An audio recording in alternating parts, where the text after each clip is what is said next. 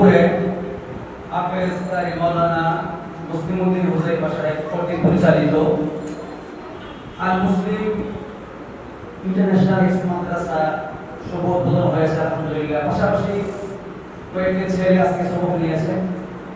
আমি মনে করি এই মিরপুরে হেফজের জন্য আপনাদের এলাকার সন্তানদেরকে ভালো আগে পড়ানোর জন্য একটি যুগোপযোগী একটি মাদ্রাসা, এবং যিনি মাদ্রাসায় করেছেন তিনি হেফজ জগতে হাফেজ জগতে একজন ভালো মানের আন্তর্জাতিক মানের হাফেজ।